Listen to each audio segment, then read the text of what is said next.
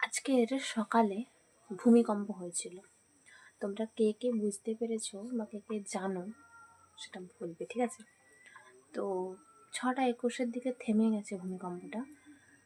সম্ভবত হচ্ছিল, শুরুটা হয় 6টা 10-এর দিকে।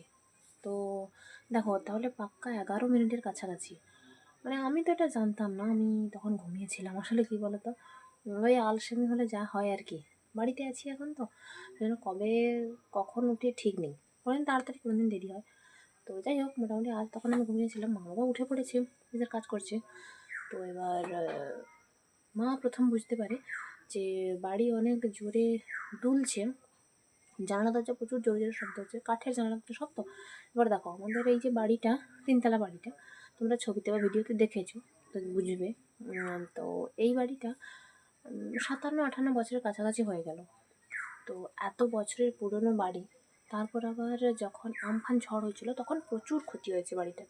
বাবা যতটা পেরেছে সারিয়েছে, ঠিক করেছে, কিন্তু তবুও পুরোটা তো আর একদম বদলে ফেলা হয়নি বা ঠিকঠাক করা হয়নি। যাই হোক, তো তারপর থেকে আজ অব্দি আছে। মানে এতটা ভয় পেয়ে গেছিলো মা বাবা দুজনেই। তো আমাকে এসে ডাকে, আমি সম্ভবত 18 কি 19-এর দিকে উঠি ঘুম থেকে, তখন অনেক কমে গেছে, অল্প অল্প হয়তো মানে হচ্ছে। তো বাবা আমাকে ডাকার পর আমি যেভাবে তাড়াহুড়ো করে মানে উঠে পড়েছি ঘুম থেকে, না উঠে বসার সাথে সাথে আমার মাথাটা ঘুরছে। মানে আমি বুঝতে পারছি না যে সেটা ভূমিকম্পের জন্য নাকি এত মানে তাড়াহুড়ো করে উঠে পড়ার জন্য, জানি না। তো তারপর বেশ কিছুক্ষণ বসার পরে তারপর মনে হলো যেন একটু ঠিকঠাক লাগছে। তো বাবা তারপর বলছিল পুকুরের দিকে গিয়ে আবার দেখতে। পুকুরের দিকে যখন মানে আমি ঘাটে যখন গিয়ে দেখি জল নড়ছে তখন অব্দি প্রচুর। আর মানে প্রথম থেকে যে হচ্ছিল ওই যে 10 বা 11 থেকে, মানে 6টা 10 বা 11 থেকে যে হচ্ছিলো, এত জোরে হয়েছে যে গোটা পুকুর পাড় মানে ধার বরাবর পুরো ফেনা হয়ে গেছে, একদম সাদা।